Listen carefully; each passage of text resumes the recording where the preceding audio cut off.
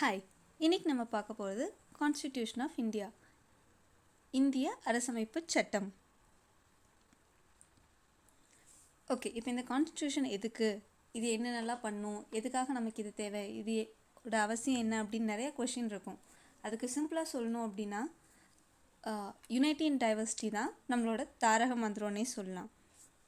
ஏன்னா அவ்வளோ விதமான மக்கள், அவ்வளோ மொழிகள் இருக்குது, கலாச்சாரமாகட்டும், அவங்களோட பழக்க வழக்கங்களாகட்டும், மதங்களாகட்டும், அவங்க ஃபாலோ பண்ணுற விஷயங்களாகட்டும், இந்த மாதிரி பல விஷயங்கள், பல ஜாதிகள், பல மதங்கள் இருக்க இடத்துல எல்லாத்தையும் ஒரே மாதிரி நம்ம ட்ரீட் பண்ணணும், ஒரே மாதிரி வழி நடத்தணும். அப்படிங்கும்போது நமக்கு சில லாஸும், சில விதிமுறைகளும், சில வழிமுறைகளும் தேவைப்படுது. அதை தான் கான்ஸ்டிடியூஷன் ஆஃப் இந்தியா அப்படின்னு சொல்கிறோம். இந்த கான்ஸ்டிடியூஷன் எப்போ வந்துச்சு அப்படின்னா 26 ஜனவரி 1950 அப்போ தான் கான்ஸ்டிடியூஷன் நம்ம அடாப்ட் பண்ணோம். அந்த கான்ஸ்டிடியூஷன் அடாப்ட் பண்ண அந்த டேவை தான் நம்ம ரிப்பப்ளிக் டேவாக செலிப்ரேட் பண்ணுறோம். ஓகே, ஏன் இந்த 26 ஜான், அதுக்கு முன்னாடியே ஆக்சுவலி கான்ஸ்டிடியூஷன் ரெடி பண்ணிடுவாங்க. என்னென்ன ரூல்ஸ், லாஸ் அது எல்லாத்தையுமே ரெடி பண்ணிடுவாங்க. பட் பர்டிகுலர் இந்த டேட் சூஸ் பண்ணுறதுக்கு இன்னொரு ரீசன் என்ன அப்படின்னா 1929 காங்கிரஸ் லாகூரில் மீட் பண்ணாங்க. அப்போ அங்கேருந்த எல்லாருமே இல்லை நம்ம பூர்ண ஸ்வராஜ் அடைஞ்சே ஆகணும் அப்படிங்கிற ஒரு கொள்கையை கொண்டு வந்தாங்க. அண்ட் அதுக்கு அடுத்த வருஷம் சேம் 26 ஜான் பட் 1930 அதை இண்டிபெண்டன்ஸ் டேவாக செலிப்ரேட் பண்ணாங்க. இந்த ஒரு ரீசனுக்காக தான் அந்த 26 ஜான்கிற டேட்டை சூஸ் பண்ணோம். அதாவது 1947 தான் நமக்கு இண்டிபெண்டன்ஸ் கிடச்சிது. பட் அதுக்கு முன்னாடியே முழு பூர்ணஸ்வராஜ் அப்படிங்கிறது முழு சுயராஜ்யம். ஸோ நம்ம கண்டிப்பாக செல்ஃப் கவர்னன்ஸ் வேணும், நம்ம செல்ஃப் கவர்னண்ட்டாக தான் இருக்கணும் அப்படின்னு சொல்லி அந்த அன்னைக்கு தான் அவங்க ஒரு டிக்ளரேஷன் எடுத்திருப்பாங்க. ஸோ அந்த டேட்டோட ரிமெம்பரன்ஸ்க்காக தான் இந்த கான்ஸ்டிடியூஷன் அடாப்ட் பண்ணதும் சேம் டேட்டில் பண்ணியிருப்போம். ஓகே, இப்போ என்னென்னு பார்ப்போம். ஸோ இந்த கான்ஸ்டிடியூஷன் அப்படின்னா என்ன அப்படின்னா, இது ஒரு அத்தன்டிக்கான டாக்குமெண்ட். இந்த ஆக்சுவலி அது ஒரு புக். ஓகேவா, இந்த புக்கில் ஒரு கண்ட்ரியை எப்படி வழி நடத்தணும் அப்படிங்கிறதுக்கு நிறையா ஐடியாஸும் பிரின்சிபல்ஸும் இருக்கும். இதில் ஐடியாஸ்க்கும் பிரின்சிபல்ஸ்க்கும் என்ன அப்படின்னு பார்த்தோம் அப்படின்னா, நம்மளோட கண்ட்ரி மற்ற கண்ட்ரிஸ், எல்லா கண்ட்ரிக்குமே ஒரே மாதிரி தான் இருக்கணும் அப்படிங்கிறது கிடையாது. ஒரு சில கண்ட்ரி இந்த மதத்தை தான் ஃபாலோ பண்ணணும், இப்படி தான் இருக்கணும் அப்படிங்கிறது இருக்குது. ஒரு சிலர் அத்தாரிட்டேரியன்,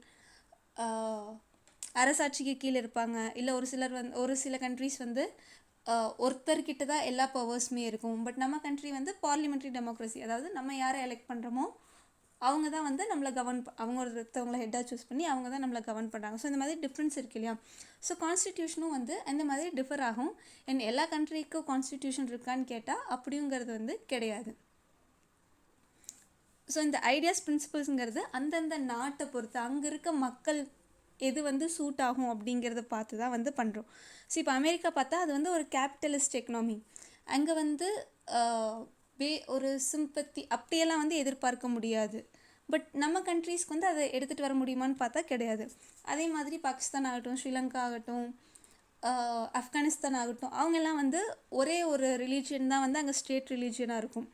அதை நம்ம ஃபாலோ பண்ண முடியுமா? முடியாது. ஸோ நம்ம கண்ட்ரியில் எப்படி இருக்கோ, எவ்வளோ விதமான மக்கள் இருக்காங்களோ, இல்லை ஜாகிரபிக்கல் ரீஜன் ஆகட்டும், அதை பொறுத்து தான் ஒரு டாக்குமெண்ட் ஆகட்டும் ரெடி பண்ண முடியும். அண்ட் இதில் என்னென்ன இருக்கும் அப்படின்னு பார்த்தோன்னா, நம்மளோட ரைட்ஸும் டியூட்டிஸும், அதாவது நம்மளோட உரிமைகளும் நம்ம செய்ய வேண்டிய கடமைகளும் இருக்கும். ஒரு கண்ட்ரியை எப்படி வழி நடத்தணும் அப்படிங்கிறது இந்த கான்ஸ்டிடியூஷன்லேருந்து தான் ஒரிஜினேட் பண்ணுறாங்க. இல்லை நீ நேஷ்னல் ஆந்தம் பாடும்போது நம்ம நிற்கணும் அப்படி சொல்கிறோம்ல, அதுவும் கூட கான்ஸ்டிடியூஷனில் மென்ஷன் பண்ணியிருக்காங்க. அண்டு எல்லா கண்ட்ரியுமே அவங்களோட கான்ஸ்டிடியூஷனை பேஸ் பண்ணி தான் ரூல் பண்ணுறாங்க. ஓகே, அப்போ என்னெல்லாம் சேர்ந்தது இந்த கான்ஸ்டிடியூஷன் அப்படின்னு சொல்லி பார்த்தோம் அப்படின்னா, அது சிம்பிளாக சொல்லணும்னா அது ஒரு அல்டிமேட் லா. கான்ஸ்டிடியூஷன் தான் சுப்ரீம் அப்படின்னு சொல்லலாம்.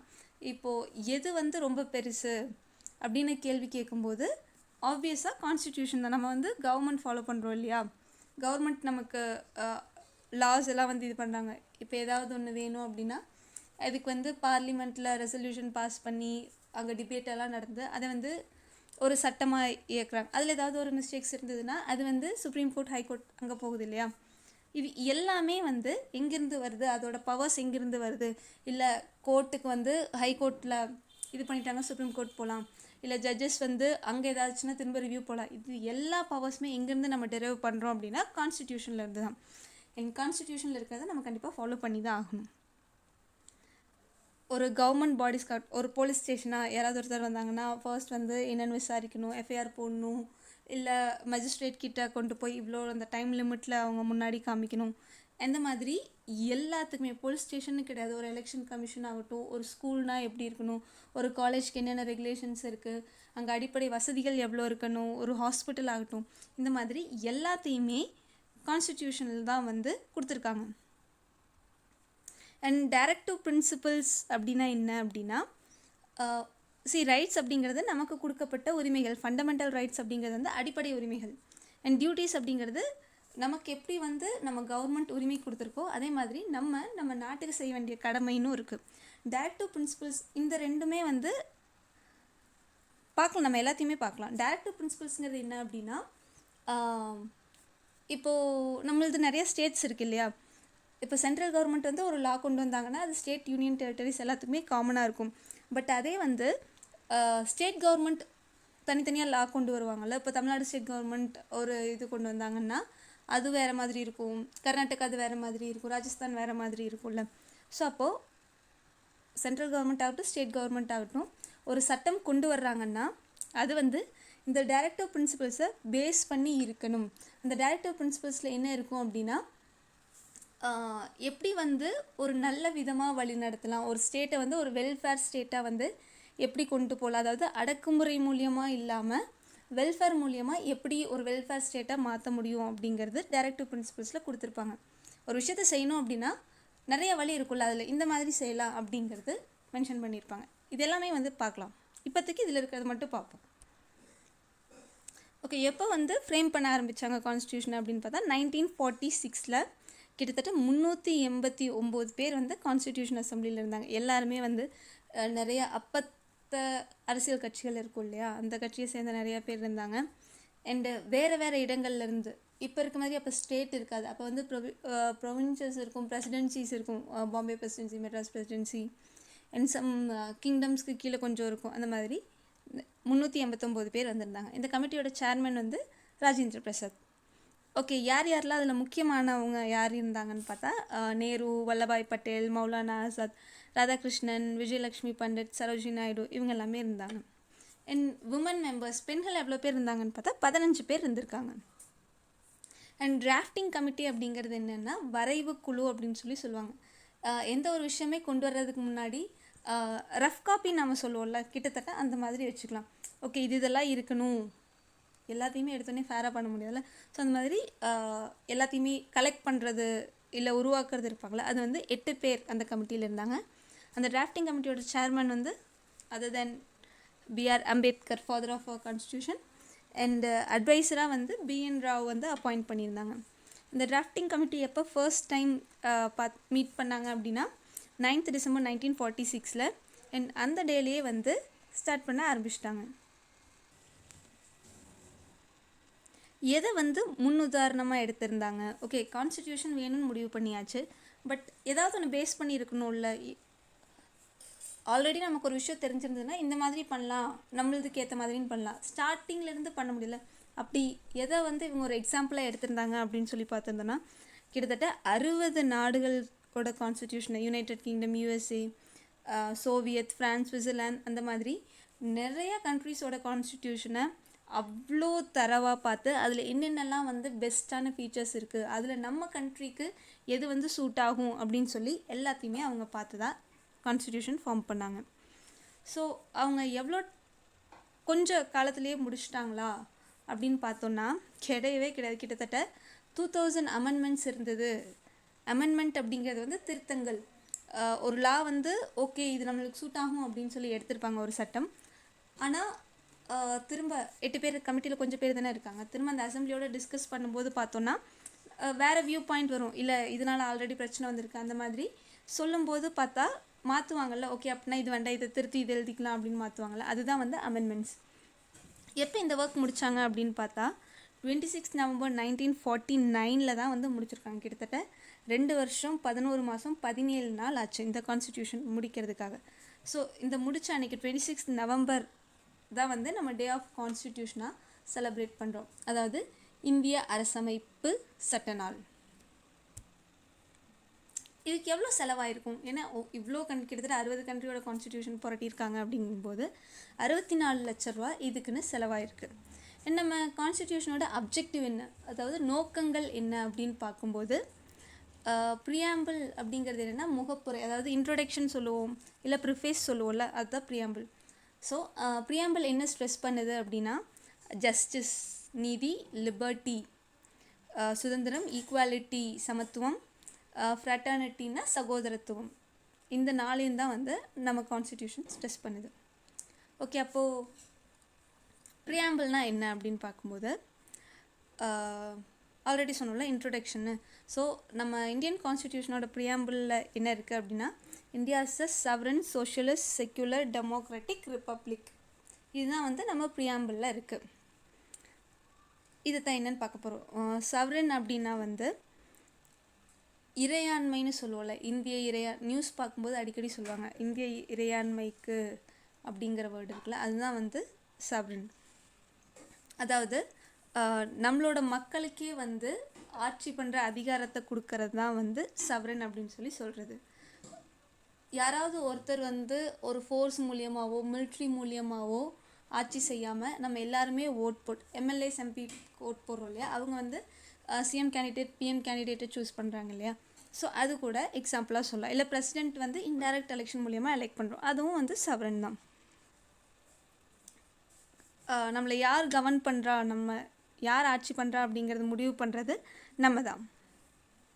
அதாவது அல்டிமேட் பவர், அதிக உரிமை, இல்லை ஒரு நாட்டோட உச்சநிலை அதிகாரம் யாருக்கிட்ட இருக்கோ அந்த அதிகாரத்தை எது கொடுக்குதோ அதுதான் வந்து சவரன் பவர் சொல்கிறோம்ல.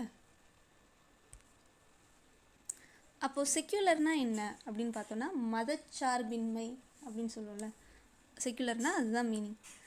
அதாவது இந்த நாட்டோட சிட்டிசன்ஸ் எல்லாத்துக்குமே வந்து ஃப்ரீடம் ஆஃப் வர்ஷிப் இருக்குது. அதாவது அவங்களுக்கு எந்த மதத்தை ஃபாலோ பண்ணணுமோ அந்த மதத்தை தாராளமாக ஃபாலோ பண்ணலாம். ஸ்டேட் வந்து, அதாவது கவர்மெண்ட் வந்து எந்த ரெஸ்ட்ரிக்ஷனும் அதுக்கு கொடுக்காது. ஒரு சில கண்ட்ரீஸில் வந்து ஒரு குறிப்பிட்ட மதத்தை மட்டும்தான் ஃபாலோ பண்ணணும், அப்படி இல்லைன்னா அந்த கண்ட்ரியில் இருக்கக்கூடாது சொல்லுவாங்க. அண்டு ஃபார் எக்ஸாம்பிள் பாகிஸ்தான் பார்த்தோம்னா அவங்களுக்கு வந்து இஸ்லாம் தான் வந்து ஸ்டேட் ரிலீஜன். அதுவே ஸ்ரீலங்கா பார்த்தோம்னா அவங்களுக்கு வந்து புத்திசம் தான் வந்து ஸ்டேட் ரிலீஜன். அந்த கண்ட்ரியோட இப்போ எப்படி நேஷ்னல் சிம்பிள்ஸ் பார்த்தோம், நேஷ்னல் ஃப்ளார், அந்த மாதிரி ரிலீஜனே வந்து அவங்களுக்கு இருக்குது. பட் நமக்கு அப்படி இருக்கான்னா கிடையாது. நம்ம ஸ்டேட்க்கு நம்ம ஸ்டேட் அப்படிங்கிறது மாநிலம்னு நம்ம சொல்கிறோம் இல்லையா. பட் வந்து ஆன் த ஹோல் பிக்சர் பார்க்கும்போது ஸ்டேட்டை வந்து கண்ட்ரிக்கும் வந்து பல இடத்துல ஸ்டேட்னு யூஸ் பண்ணுவாங்க. ஸ்டேட் ரிலீஜியன் அப்படின்னா தமிழ்நாட்டோட ரிலீஜியன் கிடையாது, இந்தியாவோட ரிலீஜியன். ஒரு கண்ட்ரியை வந்து ஒரு சில கண்டெக்ஸ்டல் மீனிங்கில் ஸ்டேட்னு சொல்லுவோம். ஸோ நம்ம கண்ட்ரிக்குன்னு எந்த ஒரு ரிலீஜியனும் கிடையாது. அண்ட் நம்ம கண்ட்ரியில் வந்து எல்லா மதத்துக்குமே வந்து ஒரே ஸ்டேட்டஸ் தான் கொடுத்துருக்காங்க. எந்த ஒரு குறிப்பிட்ட மதத்தை வந்து ஆதரிச்சோ ஒரு குறிப்பிட்ட மதத்தை நிராகரிக்கிறதோ வந்து கிடையாது. ஓகே, நம்மளோட இந்தியன் கவர்மெண்ட் வந்து பார்லிமெண்ட் மூலியமாக தானே ரன் ஆகுது அப்படின்னு பார்த்தோன்னா ஆமாம். அப்போ இன்னொன்று என்ன அப்படின்னு பார்த்தோன்னா பார்லிமெண்ட்ரி சிஸ்டம் ஒன்று இருக்குது, இன்னொன்று வந்து பிரசிடென்ட்ரி சிஸ்டம்னு ஒன்று இருந்தது. பட் நம்ம கான்ஸ்டிடியூஷனில் வந்து பார்லிமெண்ட்ரி சிஸ்டமை தான் தேர்ந்தெடுத்திருக்கோம். ஏன் அப்படின்னு பார்த்தோம் அப்படின்னா நம்மளோட கண்ட்ரி வந்து பார்லிமெண்ட்ரி டெமோக்ரஸி. பட் இதுவே வந்து அமெரிக்கா பார்த்தோம்னா அதில் வந்து பிரசிடென்ஷியல் சிஸ்டம் தேர்ந்தெடுத்திருப்பாங்க. ஃபார் எக்ஸாம்பிள் நம்மளோட ப்ரைம் மினிஸ்டர் வந்து அவராக தனித்து எந்த முடிவும் எடுக்க முடியாது. மற்ற எம்பிஸ் கூடலாம் டிஸ்கஸ் பண்ணி அந்த கேபினெட் மினிஸ்டர்ஸ் கூட டிஸ்கஸ் பண்ணி தான் வந்து முடிவு எடுக்க முடியும். பட் அதுவே பிரசிடென்ஷியல் சிஸ்டமாக இருந்துச்சு அப்படின்னா, ஃபார் எக்ஸாம்பிள் அமெரிக்காவில் ட்ரம்ப் இருந்தார் இல்லையா, அவர் வந்து அவரோட இஷ்டத்துக்கு என்ன முடிவு வேணாலும் எடுக்கலாம். ஆல்ரெடி வந்து நம்ம பிரிட்டிஷ்கிட்ட பல 100 வருஷம் ரொம்ப அடிமைப்பட்டு இருந்ததுனால ஒருத்தர்கிட்டே எல்லா பவரையும் கொடுக்கறது வந்து சரியாக இருக்காது அப்படின்னு சொல்லி நம்மளோட ஃபவுண்டிங் ஃபாதர்ஸ் யோசிச்சதுனால பார்லிமெண்ட்ரி சிஸ்டம் வந்து சூஸ் பண்ணியிருந்தாங்க. அண்ட் இன்னொரு ரீசன் என்ன அப்படின்னா நம்மளை வந்து பிரிட்டன் தானே ஆட்சி பண்ணியிருந்தாங்க, அவங்களது வந்து பார்லிமெண்ட்ரி சிஸ்டம் தான். ஸோ வந்து அவ்வளோ வருஷங்கும்போது அதில் ஒரு சில விஷயங்களுக்கு வந்து நம்ம பழக்கப்பட்டிருப்போம், அதனாலையும் பார்லிமெண்ட்ரி சூஸ் பண்ணோம். பார்லிமெண்ட்ரியில் வந்து எக்ஸிக்யூட்டிவ்ஸ் எல்லாருமே வந்து கலெக்டிவ் ரெஸ்பான்சிபிள். ஒருத்தரை மட்டும் இல்லை நீங்கள் தப்பு பண்ணீங்க அப்படின்னு சொல்லி கேட்கவோ சொல்லவோ முடியாது. கலெக்டிவாக எம்பிஸ்னால் இப்போது எந்த கட்சி வந்து ஆட்சியில் இருக்கோ அந்த கட்சியை வந்து மொத்தமாக தான் சொல்லுவாங்க. அதில் இருக்க கேபினட் மினிஸ்டர்ஸ், அந்த மினிஸ்டர்ஸ் மெயினில் இருக்காங்கல்ல, அவங்கள மொத்தமாக தான் சொல்லுவாங்க. யார் அதிகமான சீட்ஸ் வின் பண்ணுறாங்களோ அவங்க தான் வந்து கவர்மெண்ட் ஃபார்ம் பண்ணுவாங்க. ஓகே, ஃபண்டமெண்டல் ரைட்ஸ்னு பார்த்தோம்ல. அப்போ அந்த ஃபண்டமெண்டல் ரைட்ஸ்னால் என்ன அப்படின்னா, அடிப்படை உரிமைகள் தான் வந்து fundamental rights. Right to equality, எல்லாருக்கும் சரிசமமான உரிமை. ரைட் டு ஃப்ரீடம், சுதந்திரமாக செயல்படுறதுக்கான உரிமை. ரைட் அகெயின்ஸ்ட் எக்ஸ்ப்ளாய்டேஷன், சுரண்டலுக்கு எதிரான உரிமை.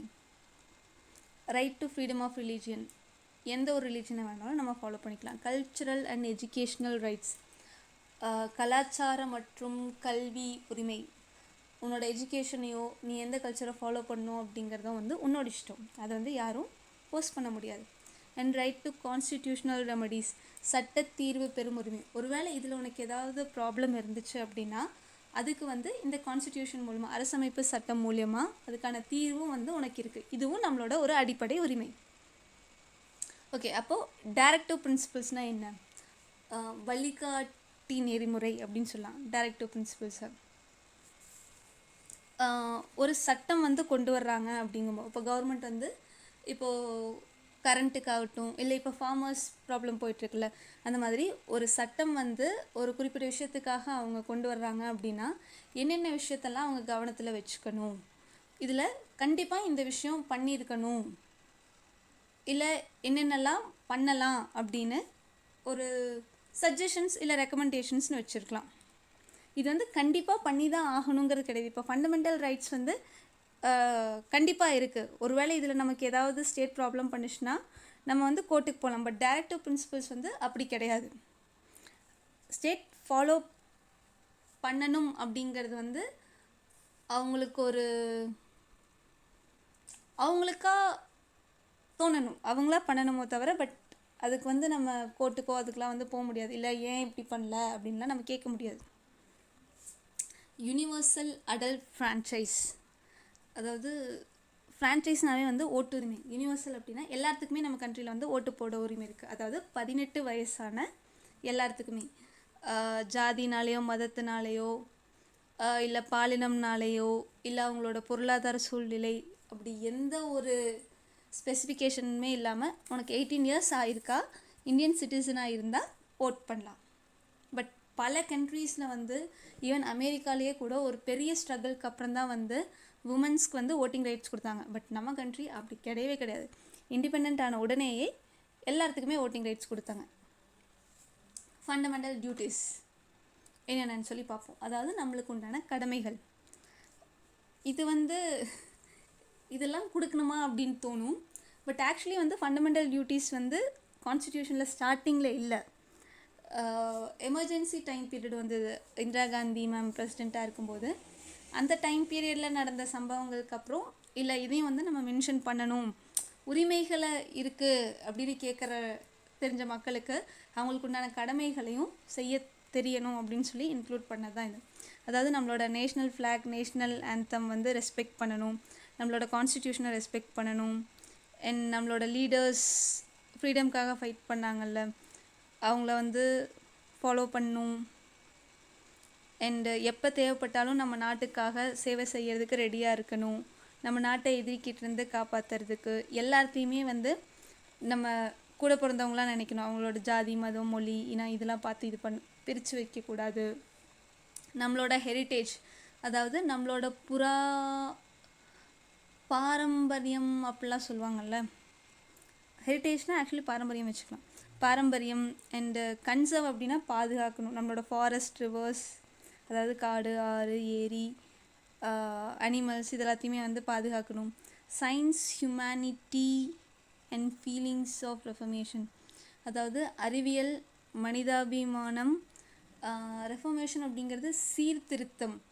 ஒன்று வந்து நம்ம ஃபாலோ பண்ணிட்டு வந்திருப்போம், சில விஷயங்கள் வந்து ட்ரெடிஷ்னலாக ஃபாலோ பண்ணியிருப்போம், ஆனால் அது வந்து தேவையில்லை மாற்றணும் அப்படிங்கும்போது அதை மாற்றுறதுக்கு வந்து நம்ம ரெடியாக இருக்கணும். இல்லை நாங்கள் வந்து பல வருஷமாக இதை தான் ஃபாலோ பண்ணணும்னு அடம் பிடிக்கக்கூடாது. ஃபார் எக்ஸாம்பிள் சதி, உடன்கட்டை ஏறுதல், நம்மளோட பழைய காலத்தில் வந்து அந்த ட்ரெடிஷன் ஃபாலோ பண்ணாங்க.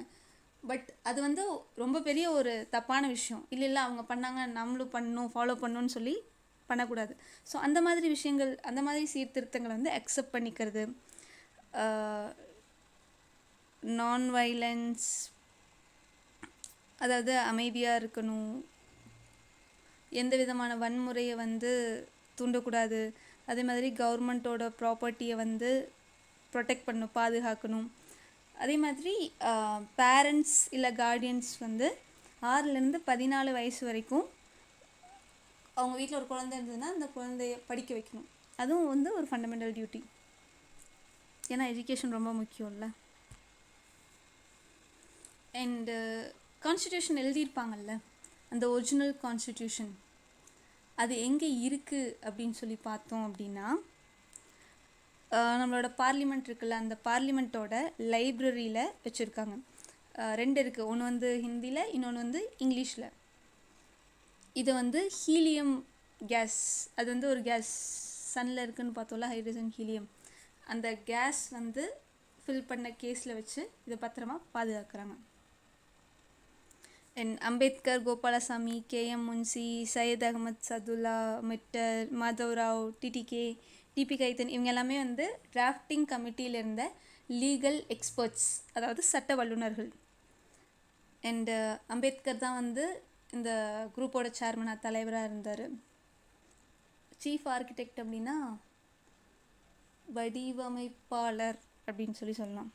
அண்ட் கான்ஸ்டிடியூஷன் டிராஃப்ட் பண்ணும்போது, அதாவது உருவாக்க ஆரம்பிக்கும்போது அதில் வந்து 395 ஆர்டிகல்ஸ் மட்டும்தான் இருந்தது, 22 பார்ட், 8 ஸ்கெடியூல்ஸாக.